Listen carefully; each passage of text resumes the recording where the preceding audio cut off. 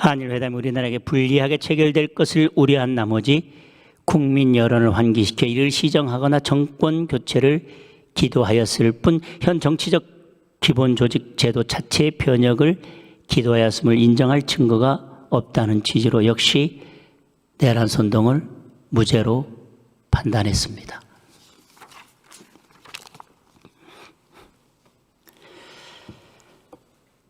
또 대법원 2015년 1월 20일 선고, 2014도 10978 전원합의체 판결, 통진단 사건을 일부 읽어드리겠습니다.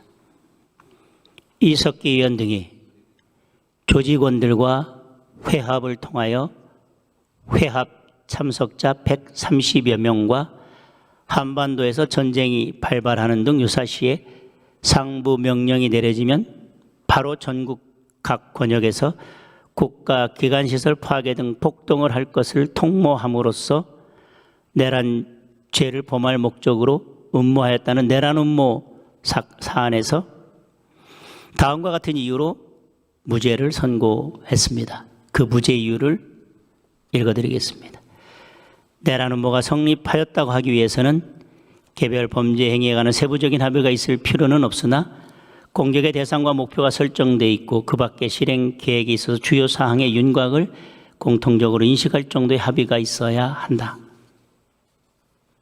나아가 합의는 실행 계획으로 나아간다는 확정적 의미를 가진 것이어야 하고 단순히 내란에 관한 생각이나 이론을 논의한 것으로는 부족하다. 또한 내란 음모가 단순히 내란에 관한 생각이나 이론을 논의 내지 표현한 것인지 실행 행위로 나아간다는 확정적인 의미를 가진 합의인지를 구분하기가 쉽지 않다는 점을 고려하면 내란 음모죄에 해당하는 합의가 있다고 하기 위해서는 단순히 내란에 관한 범죄 결심을 외부에 표시 전달하는 것만으로는 부족하고 객관적으로 내란 범죄의 실행을 위한 합의라는 것이 명백히 인정하고 그러한 합의의 실질적인 위험성이 인정되어야 한다.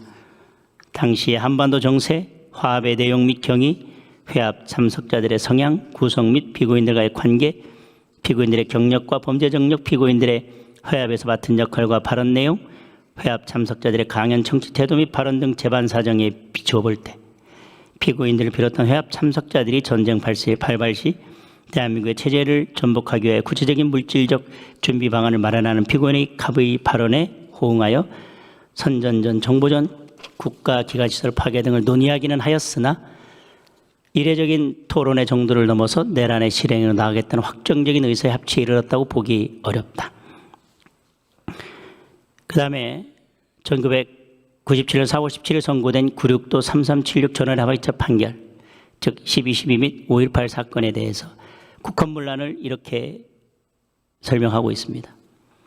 형법 제91조 제2호에 의하면 헌법에 의해 설치된 국가기관을 강압에 의하여 전복 또는 그 권능 행사를 불가능하게 하는 것을 국헌문란의 목적의 하나로 규정하고 있는데 여기에서 권한 행사를 불가능하게 한다고 하는 것은 그 기관을 제도적으로 영구히 폐지하는 경우만을 가리키는 것은 아니고 사실상 상당 기간 기능을 제대로 할 수 없게 만드는 것을 포함한다. 5.18 내란 행위자들이 1980년 5월 17일 24시를 기하여 비상계엄을 전국으로 확대하는 등 헌법기관인 대통령 국무원들에 대하여 강압을 가하고 있는 상태에서 이에 항의하기 위해 일어난 광주 시민들의 시위는 국헌을 문란하게 하는 내란 행위가 아니라 헌정질서를 소화하기 위한 정당한 행위임에도 불구하고 이를 난폭하게 진압함으로써 대통령과 국무위원들에 대하여 보다 강한 위협을 가하여 그들을 외포하게 하였다면 그 시위 진압 행위는 내란 행위자들 헌법기관인 대통령과 국무위원들을 강압하여 그 권능 행사를 불가능하게 한 것으로 보아야 하므로 국헌문란에 해당한다.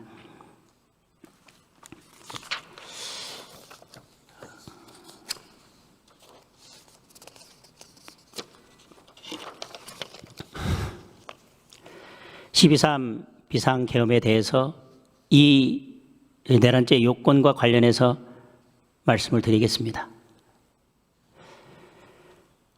과연 국회의 권한 행사를 불가능할 가능성이 있었는지에 대해서 살펴보겠습니다. 헌법 77조에 따르면 국회가 제적의원 과반수 찬성으로 계엄령 해제를 요구하면 대통령은 계엄 해제를 해야 합니다. 당시 국회 구성상 민주당 단독으로도 과반을 훨씬 넘는 170석을 차지하고 있었고 민주당에 동조하는 야당 및 무소속 의원을 합치면 192석에 달했습니다. 비상계엄은 12월 3일 화요일 22시 20분경에 발표했고 당시는 정기국회 기간 중이었으며 특히 해당 주는 예산안 처리, 민주당이 밀어붙인 감사원장 등에 대한 탄핵안 및 특검법 처리를 위한 본회의 등으로 국회 일정이 급박했던 시기였습니다. 따라서 여야 국회의원들이 소위 비상대기를 하던 상황이었습니다.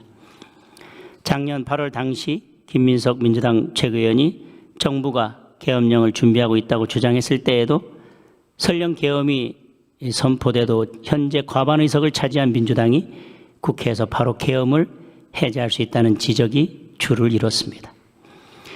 실제 비상계엄은 사실상 2시간 만에 종료됐고 국회의 권한 행사가 불가능한 상황도 초래되지 않았습니다. 1980년 비상계엄에 관한 판례의 형식적으로 비추어 보면 늦어도 비상계엄 해제안이 의결된 12월 4일 04시 30분경에 계엄 상태는 종료되었다고 보는 것이 맞을 것입니다.